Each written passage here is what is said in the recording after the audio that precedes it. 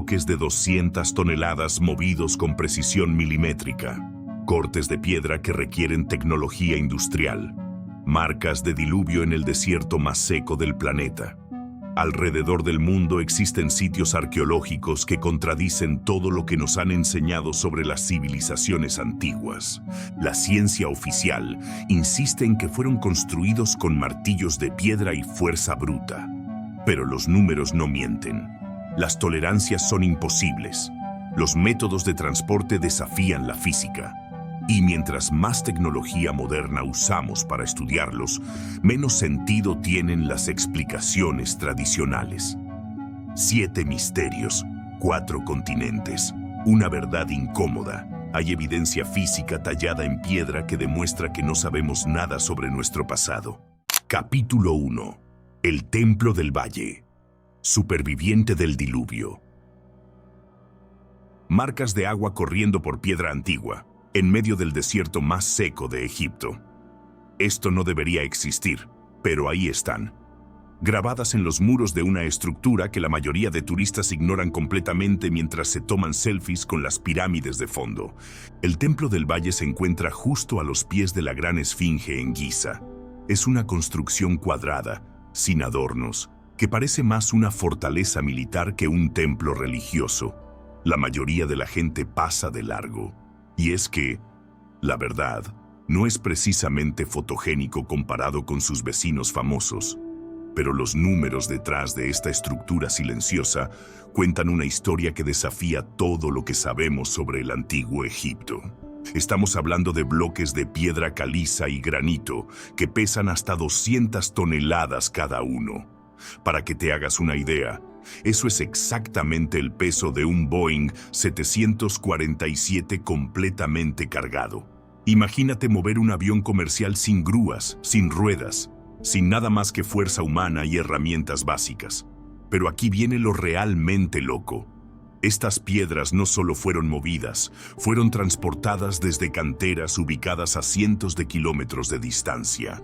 El granito rojo que ves en algunas secciones del templo viene de las canteras de Asuán, a más de 900 kilómetros río arriba por el Nilo. Los bloques de piedra caliza, aunque más cercanos, siguen representando un desafío logístico que haría sudar a cualquier ingeniero moderno. Y una vez que llegaron al sitio, fueron colocados con una precisión que roza la perfección. No hay mortero entre las piedras. Ninguno. Los bloques encajan tan perfectamente que no puedes meter ni siquiera una hoja de papel entre las juntas. Pero aquí es donde la cosa se pone realmente extraña. Camina alrededor del Templo del Valle y notarás algo que no encaja para nada con lo que conocemos sobre la cultura egipcia antigua. No hay absolutamente nada escrito en las paredes, ni un solo jeroglífico, ni una imagen del faraón, ni una escena religiosa, ni siquiera una marca de cantero. Esto va contra todo lo que sabemos sobre los antiguos egipcios. Estos tipos grababan su nombre hasta en los ladrillos. Los faraones no podían resistir la tentación de plasmar su imagen y sus logros en cada superficie disponible. Era como su versión del Instagram, pero en piedra y para la eternidad. El ego egipcio era legendario, y con razón. Habían construido algunas de las estructuras más impresionantes del mundo antiguo. Entonces, ¿por qué este templo, ubicado en el corazón del complejo más sagrado de Egipto, no tiene ni una sola marca de identificación? Es como encontrar un iPhone sin logo de Apple. Simplemente no cuadra. La explicación oficial dice que el Templo del Valle fue construido durante la Cuarta Dinastía, alrededor del 2500 a.C., como parte del complejo funerario del faraón Kefren. Supuestamente era el lugar donde se llevaban a cabo los rituales de momificación, pero cada vez más arqueólogos y geólogos empiezan a cuestionar esta versión, y la razón está literalmente escrita en las paredes. Robert Schoch, geólogo de la Universidad de Boston, ha estado estudiando estas estructuras durante décadas, y lo que encontró lo llevó a una conclusión que sacudió el mundo académico. Las marcas de erosión en las paredes del Templo del Valle no fueron causadas por el viento y la arena del desierto. fueron causadas por agua, mucha agua, agua que corría por las paredes durante períodos prolongados. Pero aquí está el problema. Egipto ha sido un desierto árido durante los últimos 5000 años. No ha habido lluvias lo suficientemente intensas como para crear este tipo de erosión desde que, supuestamente, se construyó el templo.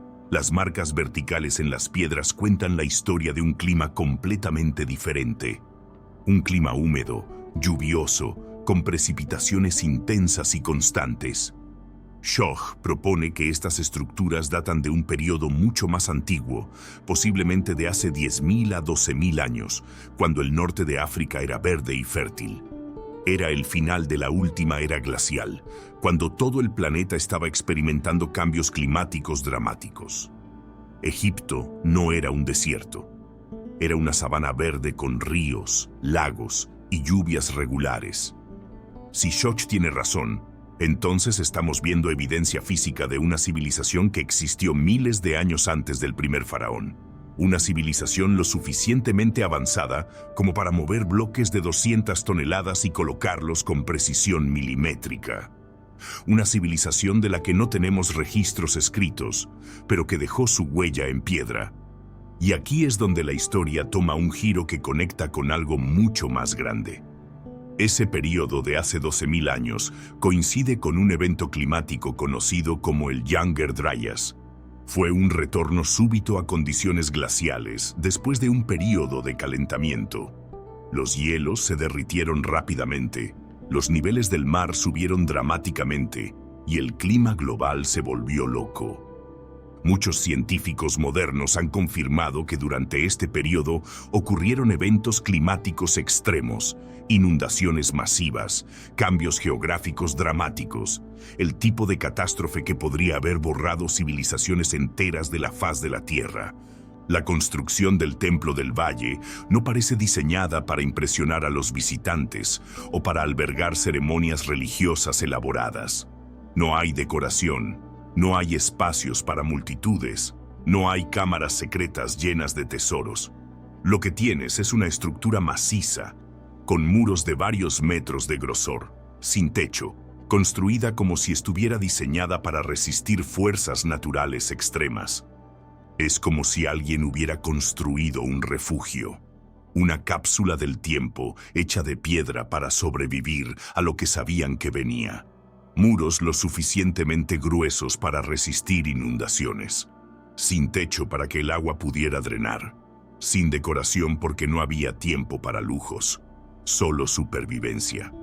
Las leyendas de un gran diluvio no son exclusivas de la Biblia, las encuentras en prácticamente todas las culturas del mundo. Los sumerios tenían a Utnapishtim, los griegos tenían a Deucalión, los hindúes tenían sus propias historias de inundaciones que cubrieron toda la tierra. Los nativos americanos, los aborígenes australianos, las tribus africanas. Todos hablan de lo mismo. Un evento catastrófico que destruyó el mundo anterior y obligó a la humanidad a empezar de nuevo. Hasta hace poco, los académicos descartaban estas historias como mitos. Pero, ¿y si no lo son? ¿Y si son memorias culturales de eventos reales, transmitidas a través de miles de años de tradición oral? ¿Y si el Templo del Valle es la evidencia física que confirma que estas historias tienen una base real? La estructura se mantiene ahí, silenciosa pero persistente, como un testimonio de piedra de un mundo que ya no existe. Sus muros cicatrizados por el agua cuentan una historia que la arqueología oficial prefiere ignorar. Una historia de una civilización perdida que sabía lo que venía y construyó para sobrevivir. Entonces, ¿qué estamos viendo realmente cuando miramos el Templo del Valle? ¿Un templo egipcio del 2500 a.C. o el último vestigio de una civilización que dominaba técnicas de construcción que apenas entendemos hoy en día? ¿Un edificio religioso o una instalación de supervivencia construida por personas que sabían que su mundo estaba a punto de terminar? La respuesta sigue escrita en esas paredes erosionadas por el agua, esperando a que tengamos el coraje de leer lo que realmente dicen. Y si crees que sobrevivir a un diluvio global suena imposible, espera a conocer el lugar donde cortaron piedra con tolerancias de milésimas de pulgada, usando supuestamente herramientas de bronce primitivo. Ahí es donde la historia oficial realmente se desmorona. Capítulo 2. Puma Punku, la precisión imposible. Tolerancias de una 10 milésima de pulgada. Eso es lo que encontraron cuando midieron los bloques H de Puma Punku. Para que entiendas lo que significa esto, es la precisión que usamos para fabricar componentes de motores a reacción. Estamos hablando del nivel de exactitud que requieren las piezas que mantienen a un avión en el aire a 40.000 pies de altura. La diferencia es que nosotros usamos máquinas controladas por computadora, láseres de medición y herramientas de diamante. Ellos, supuestamente, usaron martillos de piedra y cinceles de bronce. Puma Punku está en Bolivia, a más de 3.800 metros sobre el nivel del mar, en el altiplano andino. Es parte del complejo arqueológico más grande de Tiwanaku, una civilización que floreció entre los años 500 y 600 de Cristo. Pero cuando llegas ahí y ves las piedras, algo no cuadra para nada con esa cronología. Lo primero que te golpea es el caos. El sitio parece como si hubiera explotado. Bloques masivos de andesita y arenisca roja están esparcidos por todas partes, como si una fuerza descomunal los hubiera lanzado por los aires. Algunos pesan entre 50 y 100 toneladas y están tirados a cientos de metros de donde originalmente se encontraban. Pero cuando empiezas a examinar las piedras individuales, ahí es donde tu mente se va al carajo. Los famosos bloques H son exactamente lo que su nombre sugiere, piedras cortadas en forma de H perfecta. Pero no estamos hablando de una H dibujada a mano alzada. Cada uno de estos bloques es idéntico al otro hasta el último milímetro. Las superficies son tan planas que reflejan la luz como espejos. Los cortes son tan precisos que cuando pones una regla sobre ellos, no hay el más mínimo espacio. La andesita es una roca volcánica durísima. En la escala de Mohs, tiene una dureza de 7 puntos. Para que te hagas una idea, el acero común tiene 5.5. Estás intentando cortar algo más duro que el acero usando herramientas de bronce que apenas llegan a 3.5 en la misma escala. Es como tratar de cortar acero con un cuchillo de mantequilla. Pero no son solo las superficies planas lo que vuelve loco a cualquier ingeniero que visita el lugar. Son las perforaciones circulares. Agujeros perfectamente redondos, con paredes suaves que van varios centímetros adentro de la roca. Agujeros que parecen hechos con taladros industriales modernos. Y no hay marcas de cincel, no hay bordes ásperos, no hay evidencia de que alguien haya estado ahí picando la piedra durante semanas o meses. Los bloques también tienen ranuras internas, canales que corren por el interior de la piedra con esquinas perfectamente cuadradas. Estas ranuras están cortadas en ángulos de 90 grados exactos y se extienden varios metros hacia adentro del bloque. Intenta hacer eso con un cincel de bronce y verás qué tan lejos llegas. Lo que realmente te vuela la cabeza es que estos bloques estaban diseñados para encajar como piezas de Lego gigantes. Cada uno tiene protuberancias que encajan perfectamente en ranuras correspondientes de otros bloques. Es un sistema de ensamblaje tridimensional tan complejo que los ingenieros modernos necesitan software CAD para entenderlo completamente. Y aquí viene la parte que nadie puede explicar. Estas piedras no se cortaron localmente.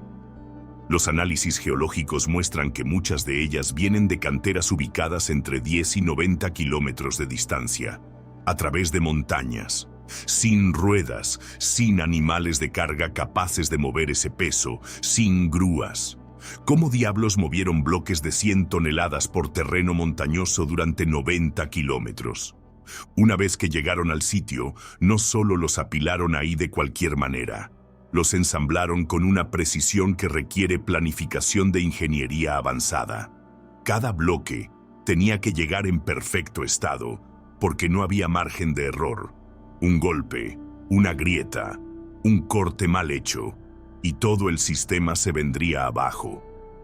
Los arqueólogos tradicionales insisten en que la gente de Tiwanaku logró esto usando técnicas primitivas: martillos de piedra para dar forma básica, arena como abrasivo para pulir y mucha paciencia. Pero cuando los canteros modernos han intentado replicar incluso las piezas más simples de Puma Punku usando estas técnicas, han fracasado estrepitosamente. En 2012, un equipo de documentalistas trajo canteros expertos e ingenieros a Bolivia para intentar recrear solo uno de los bloques más pequeños, usando herramientas que supuestamente estaban disponibles en el año 600 después de Cristo. Después de semanas de trabajo intensivo, lograron producir algo que vagamente se parecía a la forma general, pero las superficies eran ásperas, los ángulos estaban desviados, y la precisión era aproximadamente 1000 veces peor que los originales. Los mismos canteros admitieron que para lograr la precisión de Puma Punku necesitarían fresadoras CNC, tornos de precisión y herramientas de diamante, tecnología que oficialmente no existía hace 1500 años. Entonces empiezan a aparecer las teorías desesperadas. Algunos investigadores proponen que los antiguos bolivianos desarrollaron una forma de ablandar la piedra usando ácidos vegetales extraídos de plantas amazónicas. Otros sugieren que usaron vibración sónica de alta frecuencia para debilitar la estructura molecular de la roca y hacer cortes más fáciles. Estas ideas suenan a ciencia ficción, pero reflejan la desesperación de los académicos por encontrar alguna explicación que no involucre tecnología avanzada. Porque si admites que la gente de Tiwanaku tenía acceso a herramientas de precisión industrial, entonces tienes que explicar dónde están esas herramientas, quién las fabricó y por qué no hay rastro de esa tecnología en ningún otro lugar del continente. La tercera opción que la comunidad científica oficial ni siquiera considera es que Puma Punku no fue construido por la civilización Tiwanaku, que simplemente lo encontraron ahí como nosotros y lo usaron para sus propios propósitos. Que fue construido por alguien más en algún momento anterior, usando tecnología que no entendemos. El estado actual del sitio respalda esta teoría. Puma Punku no se ve como algo que se deterioró lentamente con el tiempo. Se ve como algo que fue destruido de forma violenta y súbita. Los bloques están desperdigados como si una explosión masiva los hubiera lanzado por los aires.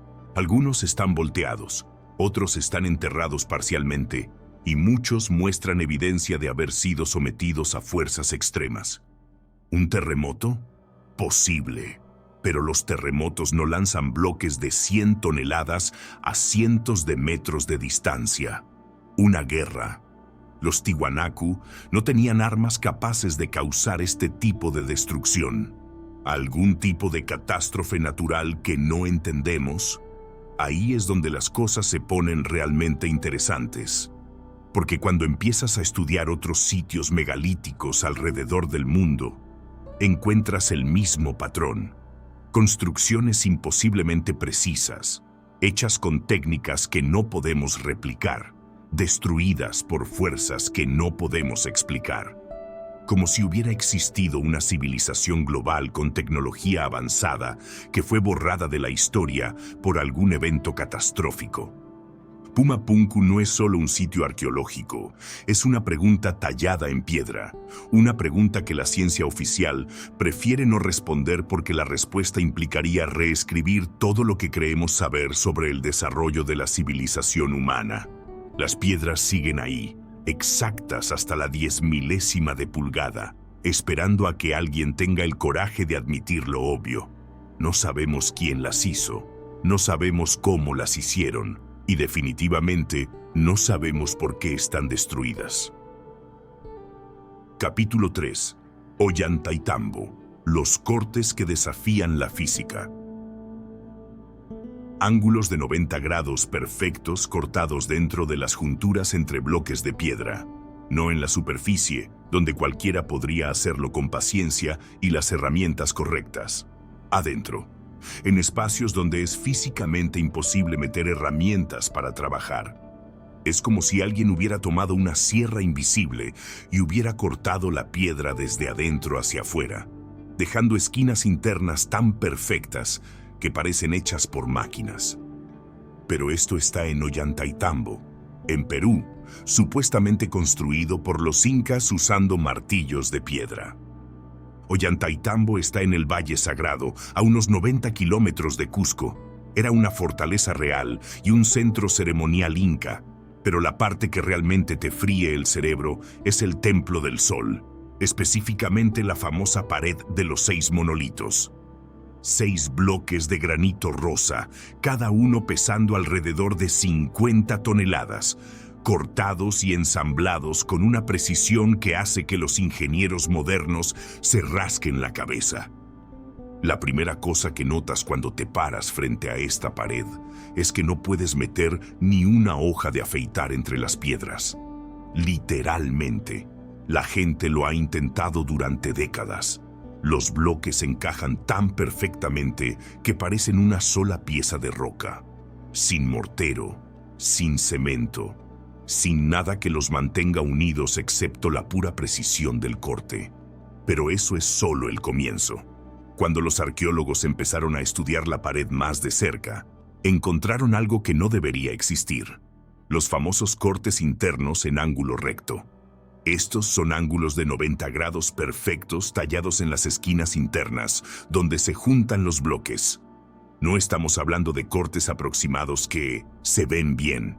Estamos hablando de precisión matemática.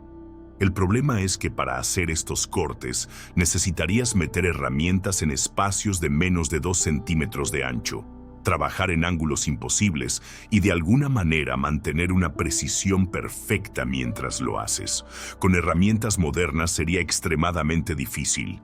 Con cinceles de bronce y martillos de piedra es simplemente imposible. Cada bloque también tiene protuberancias que encajan en recesos correspondientes del bloque vecino. No son conexiones simples en forma de T, son encajes tridimensionales complejos, como piezas de rompecabezas gigantes, donde cada superficie curva de un bloque complementa perfectamente una superficie cóncava del otro. Es ingeniería de precisión llevada a un nivel que ni siquiera intentamos en la construcción moderna. Y aquí viene la parte que realmente no tiene explicación: la resistencia sísmica. Perú está en una de las zonas sísmicas más activas del planeta. Los terremotos son una realidad constante. Durante los últimos 500 años, la región ha sido golpeada por docenas de terremotos devastadores que han destruido iglesias coloniales, edificios modernos y prácticamente todo lo que se construyó después de los incas. Pero la pared de los 6 monolitos sigue ahí, intacta. No solo eso, sino que los bloques se mueven ligeramente durante los terremotos y luego regresan a su posición original. Es como si el sistema hubiera sido diseñado específicamente para absorber y disipar la energía sísmica. Los ingenieros antisísmicos modernos estudian estas estructuras para entender cómo funciona esta tecnología que supuestamente no debería existir. La cosa se pone aún más loca cuando consideras de dónde vinieron estas piedras. El granito rosa no es local. Viene de una cantera ubicada del otro lado del valle, a unos 6 kilómetros de distancia. Pero no solo 6 kilómetros en línea recta por terreno plano. Estamos hablando de una ruta que incluye bajar una montaña escarpada, cruzar el río Urubamba y luego subir por el otro lado hasta el sitio de construcción. La diferencia de elevación entre la cantera y el templo es de aproximadamente 400 metros. Imagínate mover bloques de 50 toneladas subiendo una pendiente de 400 metros de altura. Nuestras grúas más poderosas tendrían problemas con esa tarea. Y una vez que llegaron arriba, no solo los colocaron ahí de cualquier manera, los ensamblaron con la precisión de un reloj suizo. Los incas oficialmente no tenían ruedas, no tenían animales de carga capaces de mover ese peso, no tenían grúas y supuestamente no tenían herramientas de metal más duras que el bronce.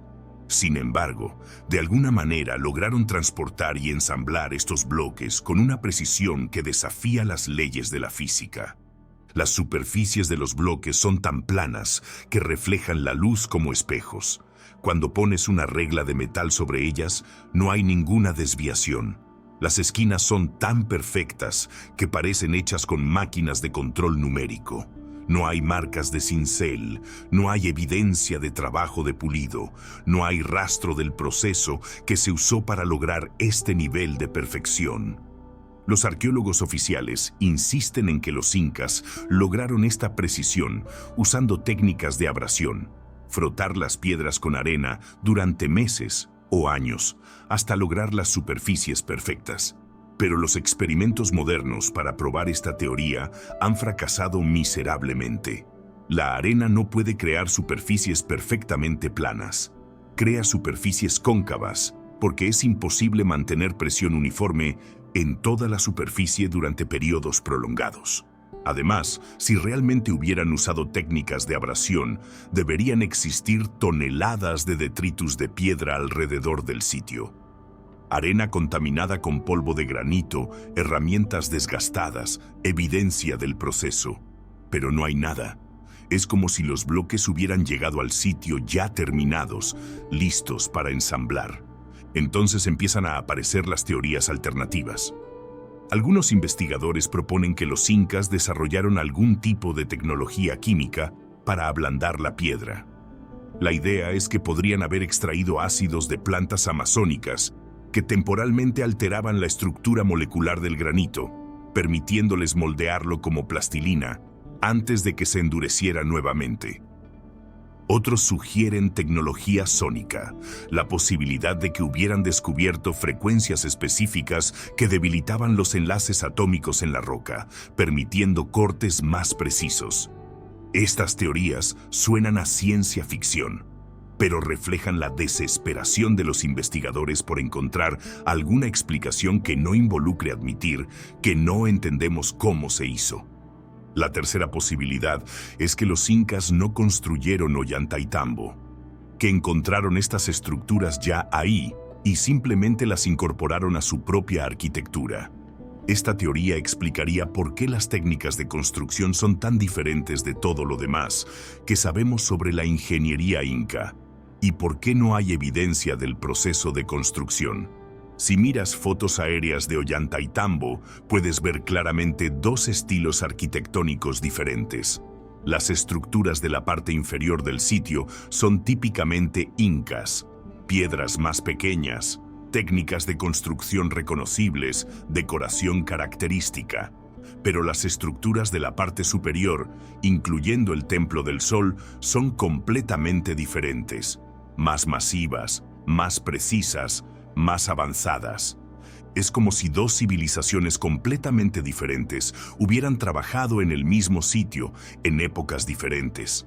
Los incas construyeron sobre y alrededor de estructuras que ya estaban ahí, pero nunca lograron replicar la tecnología original.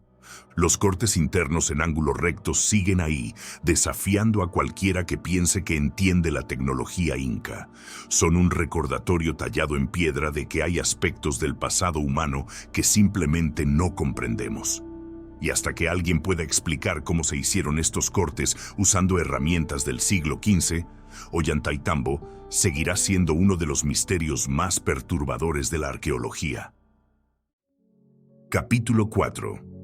Mount Shoria, los gigantes de Siberia. Bloques de granito de más de 40 metros de altura apilados como ladrillos gigantes en medio de la nada siberiana. Sin herramientas alrededor, sin inscripciones, sin cerámica, sin absolutamente nada que indique quién los puso ahí o cuándo. Solo piedras enormes organizadas en patrones geométricos que no deberían existir naturalmente. Mount Shoria está en los bosques profundos del sur de Siberia, en la región de Kemerovo, Rusia. Es tan remoto que no hay carreteras pavimentadas que lleguen hasta ahí. No hay senderos turísticos, no hay señalización oficial, no hay centros de visitantes. Si quieres ver estas estructuras, tienes que caminar varios días a través de bosque denso, usando coordenadas GPS y esperando no perderte. Y esa remotidad es parte de lo que hace tan extraño todo esto. Estamos hablando de uno de los sitios megalíticos más impresionantes del planeta, ubicado en un lugar donde prácticamente nadie puede verlo. No tiene sentido desde ninguna perspectiva tradicional de construcción humana. ¿Para qué construir algo tan masivo en un lugar tan inaccesible? Las primeras fotografías del sitio aparecieron online a principios de la década de 2010, publicadas por exploradores rusos independientes que habían hecho el arduo viaje hasta la ubicación. Las imágenes eran tan impresionantes que mucha gente asumió que eran falsas. Bloques rectangulares perfectos del tamaño de edificios de apartamentos, apilados con precisión geométrica, emergiendo de un bosque que parecía completamente virgen. Pero conforme más equipos de expedición lograron llegar al sitio y documentarlo desde múltiples ángulos, quedó claro que estas formaciones eran reales y completamente imposibles de explicar usando teorías convencionales. Los bloques individuales son masivos más allá de cualquier escala humana normal. Algunos miden más de 20 metros de largo, 6 metros de ancho y pesan miles de toneladas. Están cortados con bordes rectos, esquinas perfectas y superficies planas que desafían cualquier explicación natural. El granito no se fractura naturalmente en formas rectangulares perfectas. Se fractura en formas irregulares, siguiendo las líneas de menos resistencia en la estructura cristalina de la roca. Pero estos bloques parecen haber sido cortados con sierras gigantes. Las líneas son demasiado rectas, los ángulos demasiado precisos y la organización demasiado deliberada para ser el resultado de procesos geológicos aleatorios. En algunos lugares, los bloques están claramente apilados unos sobre otros, en patrones que sugieren construcción intencional. Tienes hileras horizontales de bloques perfectamente alineadas, con bloques verticales colocados encima siguiendo el mismo patrón geométrico. Lo que hace que Mount Shoria sea especialmente desconcertante es lo que no está ahí. En cualquier sitio arqueológico real, sin importar qué tan antiguo sea, encuentras evidencia de actividad humana. Herramientas rotas, fragmentos de cerámica, huesos de animales de comidas, cenizas de fogatas, algo que indique que la gente estuvo ahí trabajando. En Mount Shoria no hay nada. Los exploradores han peinado el área durante años y no han encontrado ni un solo artefacto que conecte las estructuras con ninguna cultura conocida. No hay inscripciones, no hay símbolos, no hay decoración. Solo granito cortado y apilado con precisión imposible, rodeado por bosque virgen. La ausencia total de contexto arqueológico es casi más extraña que las propias estructuras. Es como si alguien hubiera dejado caer estos bloques desde el cielo, completamente formados, sin dejar rastro de cómo llegaron ahí. Los geólogos rusos que han estudiado las formaciones oficialmente las clasifican como fenómenos naturales. Argumentan que son el resultado de fracturación tectónica vertical, procesos de erosión selectiva y ciclos de congelamiento y descongelamiento a lo largo de millones de años. Según esta teoría, las fuerzas naturales pueden crear patrones que parecen artificiales, pero que en realidad son completamente geológicos. El problema con esta explicación es que no explica la precisión geométrica de las formaciones. Los procesos naturales crean patrones orgánicos, irregulares, caóticos. No crean líneas rectas perfectas que se extienden por docenas de metros. No crean esquinas de 90 grados exactos. Y definitivamente no crean pilas organizadas de bloques rectangulares idénticos. Además, si estos fueran fenómenos geológicos naturales, deberían existir formaciones similares en otras partes del mundo con condiciones geológicas parecidas. Pero no las hay. Mount Shoria es único, y esa singularidad hace que la explicación natural sea aún menos convincente. La comunidad científica rusa oficial ha mostrado un interés sorprendentemente bajo en estudiar el sitio. No ha habido expediciones arqueológicas formales, no ha habido excavaciones sistemáticas, no ha habido intentos serios de datar las formaciones o determinar su origen. Es como si la Academia Rusa hubiera decidido colectivamente ignorar uno de los sitios más extraordinarios de su propio país. Esta falta de interés científico oficial ha llevado a algunos investigadores independientes a proponer teorías más radicales. La más controversial es la hipótesis de los gigantes, la idea de que estas estructuras fueron construidas por seres humanoides de tamaño masivo que existieron en el pasado distante. La teoría se basa en la escala pura de las construcciones. Los bloques son tan grandes que solo seres del tamaño de gigantes podrían manejarlos como nosotros manejamos ladrillos normales. Referencias a gigantes aparecen en prácticamente todas las mitologías del mundo.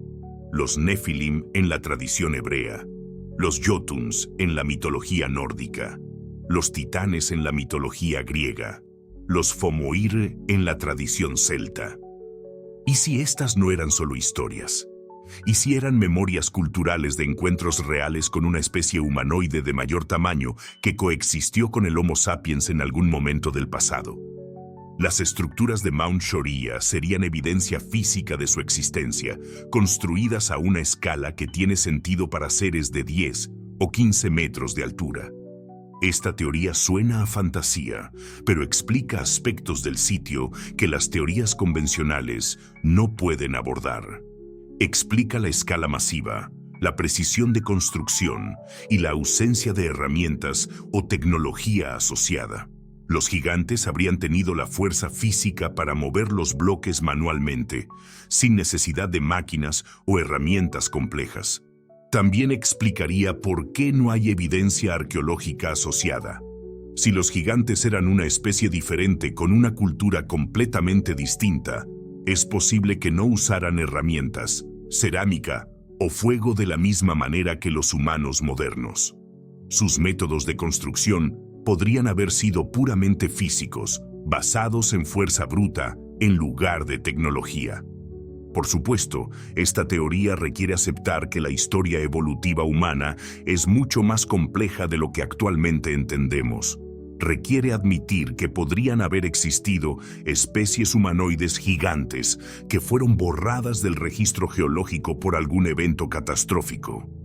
Pero Mount Shoria está ahí, desafiando explicaciones convencionales. Los bloques siguen apilados en sus patrones imposibles, rodeados por el silencio del bosque siberiano, sin arqueólogos que los estudien, sin turistas que los visiten, sin explicaciones oficiales que los contextualicen. Es como si el sitio estuviera esperando a que la ciencia oficial tenga el coraje de admitir que no entiende todo sobre el pasado del planeta, esperando a que alguien haga las preguntas correctas sobre quién o qué fue capaz de mover bloques de miles de toneladas en medio de la Siberia prehistórica. Mientras tanto, los gigantes de piedra siguen montando guardia sobre secretos que podrían reescribir la historia humana, si es que alguien se toma la molestia de escuchar lo que tienen que decir. Capítulo 5. Bimini Road.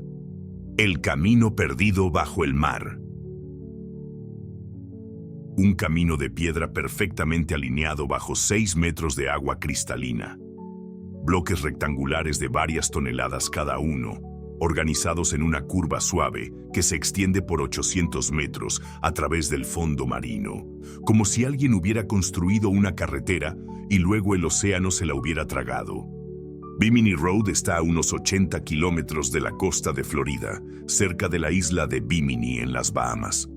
Fue descubierto en 1968 por un equipo de buzos liderado por J. Manson Valentine, un zoólogo marino que estaba haciendo investigación submarina en la zona. Cuando las primeras imágenes llegaron a la superficie, causaron un revuelo inmediato en la comunidad arqueológica. No era solo la estructura en sí lo que llamaba la atención, era la fecha del descubrimiento. Edgar Cayce, el famoso médium y vidente estadounidense, Había predicho en varias lecturas durante las décadas de 1930 y 1940 que evidencia de la Atlántida sería encontrada cerca de Bimini alrededor de 1968 o 1969. Cuando Valentine hizo su descubrimiento en septiembre de 1968, los seguidores de Cayce vieron esto como confirmación profética de las visiones del vidente.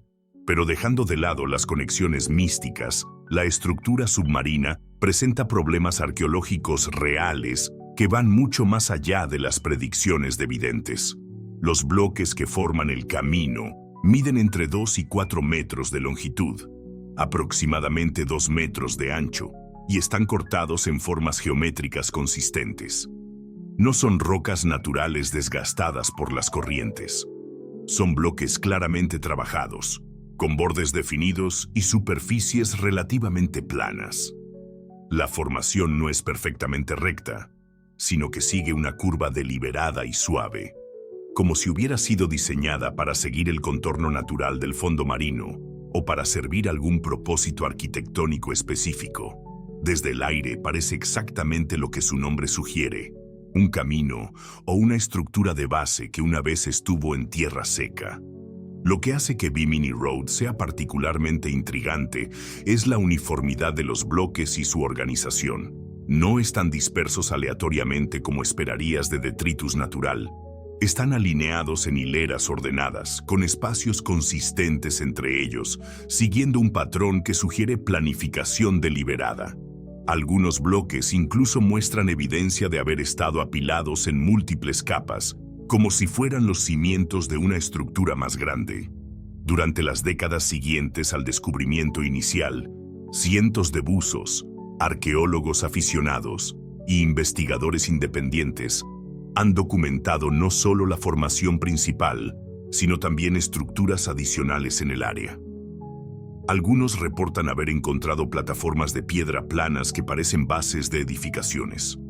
Otros han documentado bloques con ranuras extrañas, marcas que podrían ser artificiales y formaciones que sugieren que Bimini Road era parte de un complejo mucho más grande. Pero aquí es donde la controversia realmente explota. La comunidad científica oficial, liderada por geólogos del Servicio Geológico de Estados Unidos, USGS, ha rechazado consistentemente la idea de que Bimini Road sea una estructura artificial. El Dr. Eugene Shinn, uno de los geólogos marinos más respetados de la USGS, ha argumentado durante décadas que toda la formación puede explicarse completamente por procesos geológicos naturales. Según Shinn, lo que estamos viendo es caliza marina que se formó hace miles de años cuando el nivel del mar era más bajo. Este tipo de roca tiende a fracturarse a lo largo de líneas de tensión naturales, creando grietas rectas que eventualmente se convierten en bloques rectangulares. Los procesos de disolución química, la erosión por corrientes marinas y los movimientos tectónicos menores pueden hacer que estos bloques se separen y se asienten en patrones que parecen artificiales, pero que en realidad son completamente naturales. La teoría de Shinn tiene respaldo científico sólido. La caliza marina efectivamente se fractura de esta manera, y hay ejemplos de formaciones geológicas similares en otras partes del mundo. Pero los defensores de la teoría artificial señalan varios problemas con esta explicación. Primero, la escala y consistencia de la formación van más allá de lo que típicamente producen los procesos naturales. Segundo, la organización específica de los bloques en patrones ordenados es estadísticamente improbable si fuera puramente aleatoria.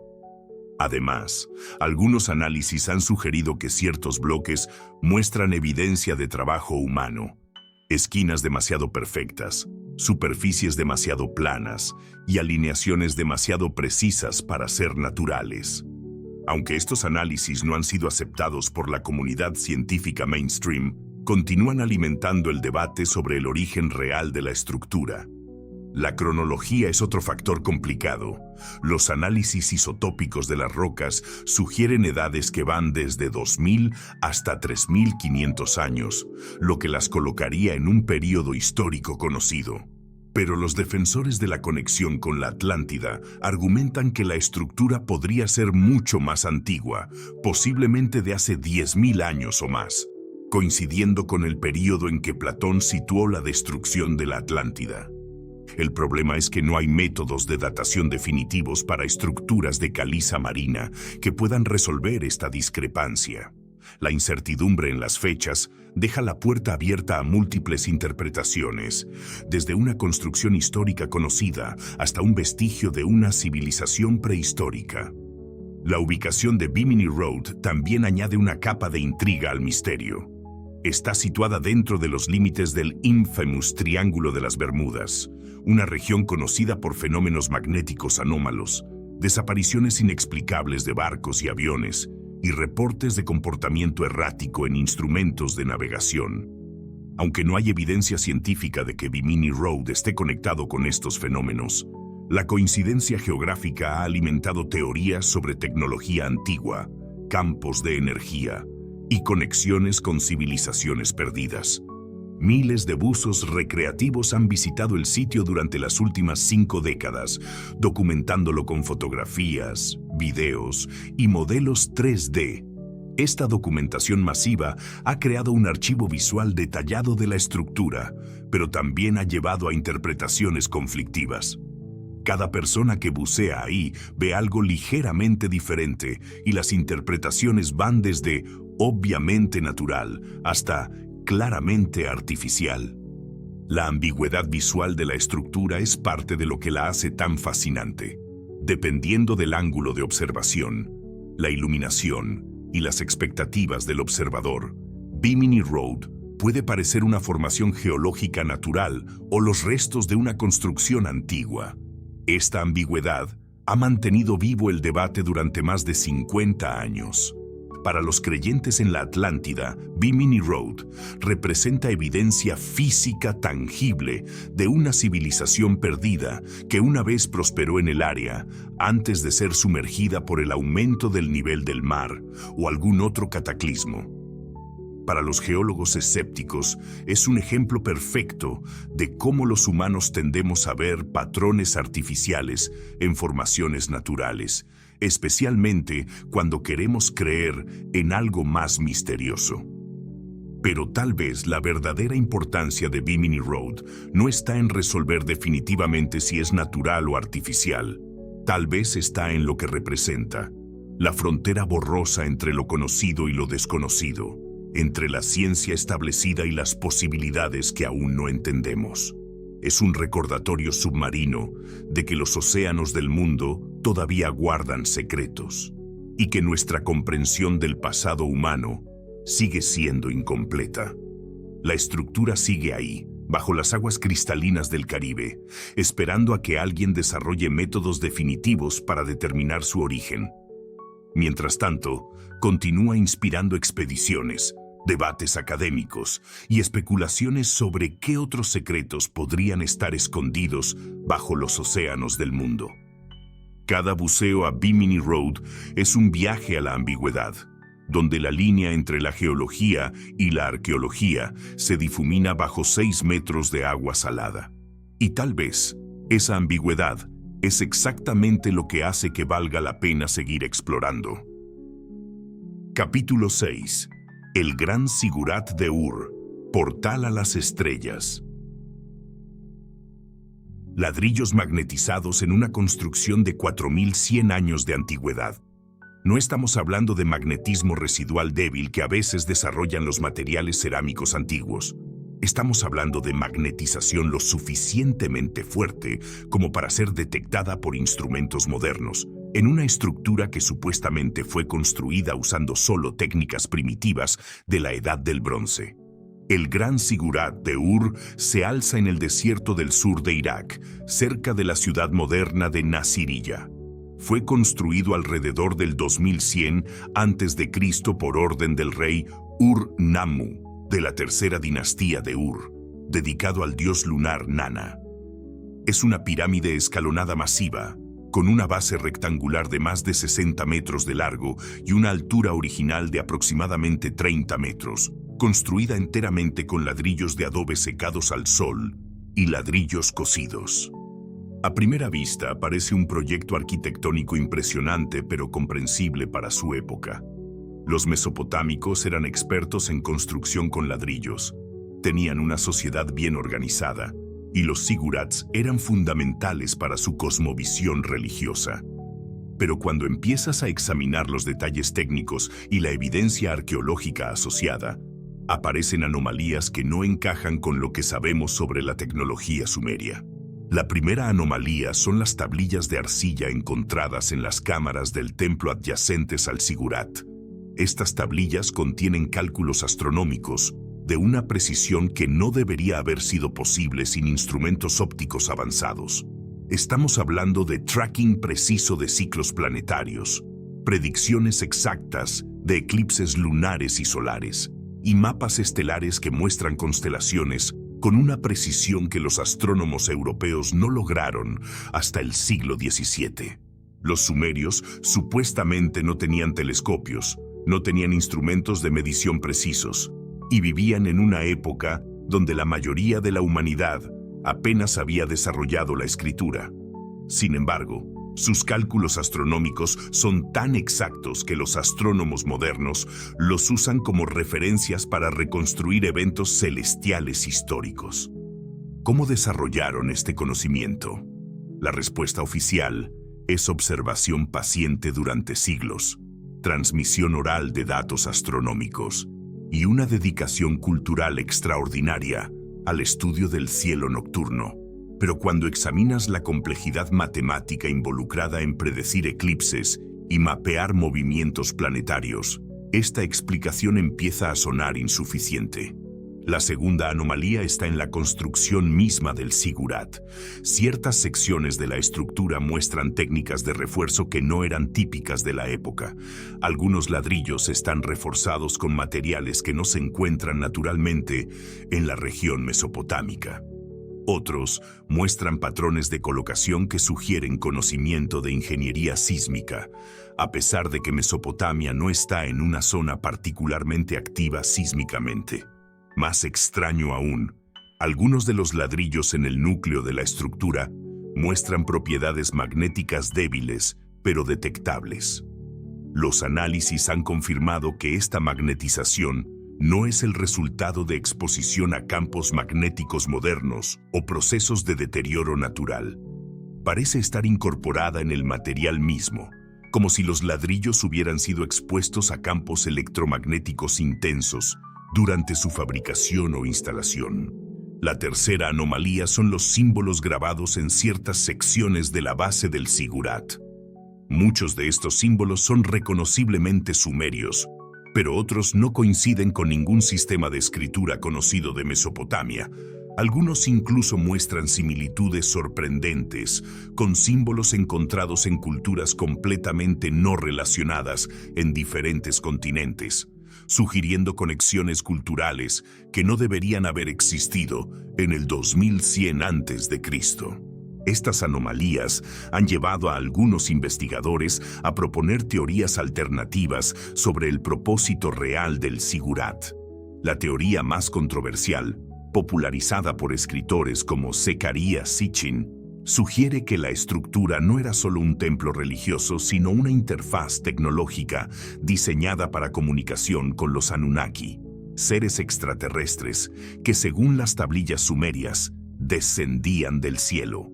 Según esta teoría, el diseño escalonado del zigurat no era solo simbólico, sino funcional, actuando como una especie de antena o dispositivo de comunicación. Los materiales magnetizados habrían servido para amplificar o dirigir señales electromagnéticas. Las alineaciones astronómicas precisas habrían permitido comunicación con ubicaciones específicas en el cielo, en momentos específicos. La comunidad arqueológica mainstream rechaza estas ideas como especulación sin fundamento, argumentando que los sumerios eran perfectamente capaces de lograr sus avances astronómicos y arquitectónicos usando solo conocimiento humano y observación dedicada. Señalan que muchas civilizaciones antiguas desarrollaron astronomía sofisticada sin ayuda extraterrestre y que las anomalías técnicas pueden explicarse por técnicas perdidas o mal entendidas. Pero el Zigurat continúa planteando preguntas incómodas. Los análisis electromagnéticos del sitio han detectado lecturas anómalas que no están presentes en estructuras mesopotámicas similares. Algunos investigadores han reportado interferencia en equipos electrónicos cuando trabajan cerca de ciertas secciones del Zigurat, aunque estos reportes no han sido verificados oficialmente. Las referencias a los Anunnaki en los textos sumerios son particularmente intrigantes porque describen estos seres en términos que suenan notablemente similares a descripciones modernas de encuentros extraterrestres. Los Anunnaki son descritos como llegando del cielo en vehículos brillantes, poseyendo tecnología avanzada y teniendo conocimiento superior sobre astronomía, agricultura y metalurgia. Estas descripciones representan encuentros literales con visitantes extraterrestres o son metáforas religiosas para fenómenos naturales que los sumerios no podían explicar científicamente. Los textos son ambiguos y diferentes académicos los interpretan de maneras completamente diferentes. Lo que no es ambiguo es que el Zigurat fue diseñado con una precisión astronómica extraordinaria. Su orientación está alineada con eventos celestiales específicos relacionados con el culto lunar de Nana. Las escaleras y plataformas están posicionadas para crear líneas de visión precisas hacia ciertos objetos celestes en fechas específicas del calendario sumerio. Esta precisión astronómica va más allá de lo que se necesitaría para propósitos religiosos básicos. Es como si la estructura hubiera sido diseñada por astrónomos profesionales que entendían mecánica celestial a un nivel que no se volvió común en la civilización humana hasta miles de años después. Los cálculos requeridos para estas alineaciones involucran trigonometría avanzada, comprensión de la precesión del eje terrestre y conocimiento detallado de ciclos planetarios complejos. Los sumerios supuestamente acababan de inventar la rueda y estaban comenzando a experimentar con la metalurgia del bronce. ¿De dónde sacaron el conocimiento matemático y astronómico para crear estas alineaciones precisas? El Zigurat también muestra evidencia de haber sido modificado y expandido varias veces durante su historia, sugiriendo que diferentes generaciones de constructores continuaron refinando su diseño, pero cada modificación mantuvo las alineaciones astronómicas originales, indicando que el conocimiento técnico necesario para estas alineaciones se preservó a través de siglos. Hoy en día, el Gran Zigurat de Ur se mantiene como uno de los sitios arqueológicos más enigmáticos de Mesopotamia. Ha sobrevivido 4100 años de guerra, erosión y negligencia, y continúa funcionando como observatorio astronómico para los arqueólogos modernos que estudian sus alineaciones. Pero las preguntas fundamentales permanecen sin respuesta.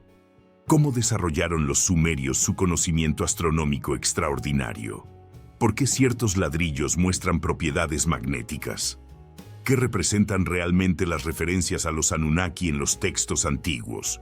El Zigurat guarda sus secretos tan celosamente como hace 4 milenios, una escalera de ladrillos magnetizados que une la tierra con el cielo, esperando a que alguien descifre finalmente su verdadero propósito. Capítulo 6. El Caballero de Westford, el Templario Perdido. Un caballero medieval tallado en piedra en Massachusetts, casco, espada, escudo y todo. El problema es que supuestamente fue grabado en 1398, casi 100 años antes de que Cristóbal Colón pusiera un pie en América. Si es auténtico, reescribe completamente la historia del descubrimiento europeo del Nuevo Mundo. El grabado del Caballero de Westford está en una ladera tranquila en el pueblo de Westford, Massachusetts, aproximadamente a 40 kilómetros al noroeste de Boston. No es fácil de ver. De hecho, la mayoría de la gente que pasa por ahí no nota nada especial en la roca de granito meteorizada. Pero cuando la luz golpea en el ángulo correcto o cuando alguien realza las líneas con tiza, emerge la imagen de una figura humana completa. La figura mide aproximadamente 1.5 metros de altura y muestra lo que parece ser un hombre en posición vertical, con las piernas ligeramente flexionadas, sosteniendo lo que podría ser un escudo en una mano y una espada en la otra. La cabeza está cubierta por lo que los investigadores interpretan como un gran casco medieval, específicamente el tipo de casco que era común en Europa durante los siglos XIII y XIV. El grabado fue redescubierto oficialmente en 1960 por Frank Glynn, un investigador amateur local, aunque los residentes del área habían estado conscientes de marcas extrañas en la roca durante décadas. Glynn contactó a varios expertos en arte rupestre nativo americano para que examinaran el grabado, pero todos concordaron en que no se parecía a ningún estilo de petroglifo conocido de la región. El arte rupestre nativo de Nueva Inglaterra típicamente consiste en símbolos abstractos, representaciones estilizadas de animales y patrones geométricos relacionados con ceremonias espirituales o marcadores territoriales. El caballero de Westford es completamente diferente. Una representación figurativa detallada de un ser humano con armadura y armas europeas específicas. Esta diferencia estilística es lo que llevó a investigadores como David Gorevich y Scott Walter a proponer que el grabado podría representar evidencia de presencia europea precolombina en América del Norte. Específicamente, conectan el grabado con Henry Sinclair, un noble escocés del siglo XIV, que supuestamente lideró una expedición transatlántica en 1398. La historia de Henry Sinclair está documentada en varios textos históricos controvertidos, incluyendo las narrativas de los hermanos Zeno, dos navegantes venecianos que afirmaron haber participado en expediciones al Atlántico Norte a finales del siglo XIV. Según estos relatos, Sinclair organizó una flota que cruzó el Atlántico Norte, posiblemente siguiendo rutas de navegación nórdicas, y estableció contacto con tierras desconocidas al oeste de Groenlandia. La conexión con los caballeros templarios añade otra capa de intriga a la historia. Los templarios fueron oficialmente disueltos por la Iglesia Católica en 1312, pero muchos historiadores creen que miembros supervivientes del orden se refugiaron en Escocia bajo la protección de Robert Bruce. Henry Sinclair tenía conexiones familiares y políticas con estos refugiados templarios, y algunos investigadores proponen que su expedición de 1398 fue financiada y organizada por templarios supervivientes.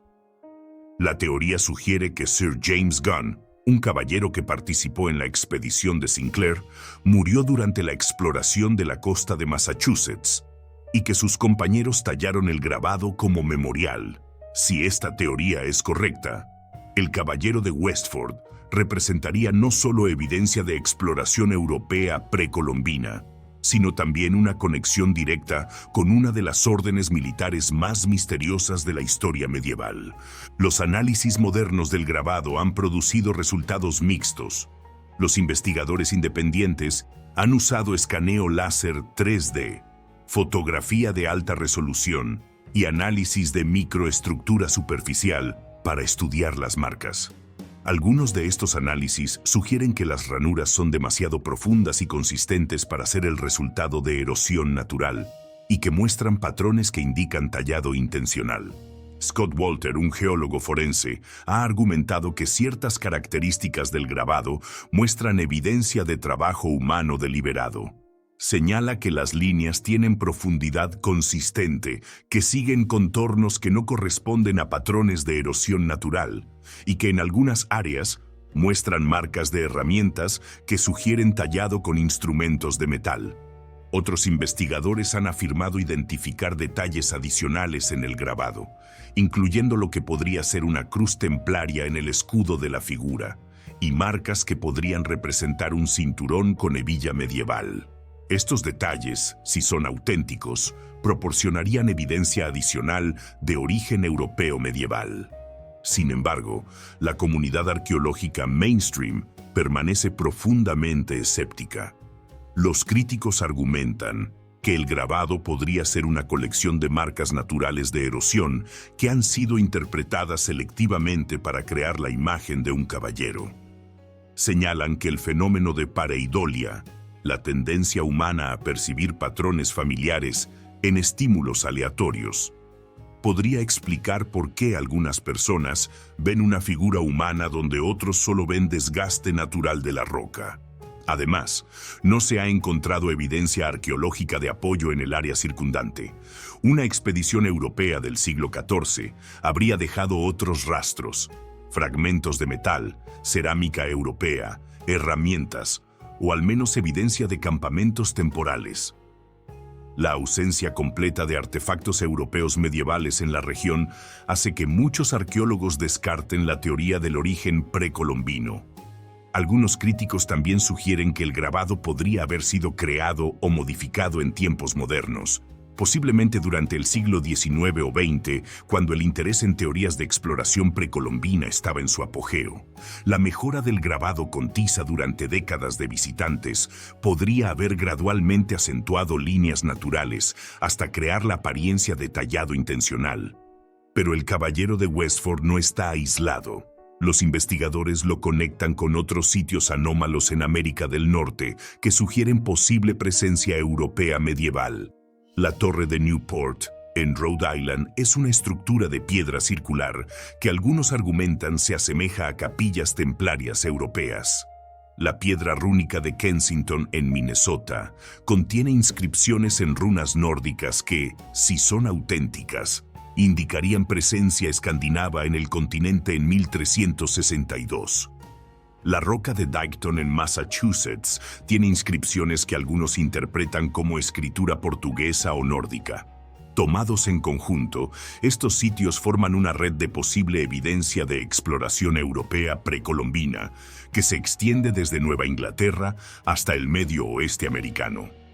Por supuesto, cada uno de estos sitios es controvertido individualmente, y la comunidad académica mainstream los rechaza como falsificaciones modernas, fenómenos naturales malinterpretados o ejemplos de interpretación selectiva de evidencia ambigua. Pero para los investigadores alternativos, representan piezas de un rompecabezas más grande que sugiere que la historia oficial del descubrimiento europeo de América es incompleta. El caballero de Westford permanece ahí, grabado en granito de Nueva Inglaterra, tan ambiguo como siempre.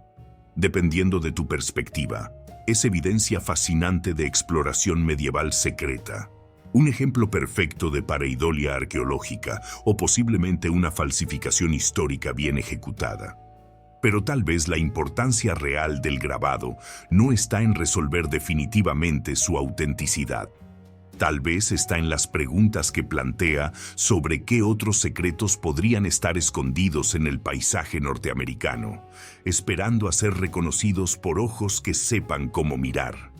Mientras la controversia continúa, el caballero silencioso mantiene su vigilia en la ladera de Massachusetts, guardián de piedra de secretos que podrían cambiar nuestra comprensión de quién llegó primero al Nuevo Mundo y cuándo. Capítulo final. El patrón que no queremos ver. Los 7 misterios que hemos explorado no son simplemente puzzles históricos. Son invitaciones a cuestionar, a investigar, a admitir que tal vez no sabemos tanto sobre nuestro pasado como pretendemos. Son recordatorios tallados en piedra de que la historia humana es mucho más compleja, mucho más misteriosa y mucho más fascinante de lo que cualquier textbook académico está dispuesto a admitir. Las piedras siguen ahí, los misterios persisten, las preguntas se acumulan, y en algún lugar, en algún laboratorio o expedición futura, alguien va a encontrar la pieza que finalmente haga que todo encaje. Hasta entonces, todo lo que podemos hacer es seguir preguntando, seguir investigando y seguir recordando que los mayores descubrimientos de la humanidad siempre han venido de cuestionar lo que todos sabían que era verdad. La verdad está ahí afuera, tallada en piedra, esperando a que tengamos el valor de mirarla directamente a los ojos.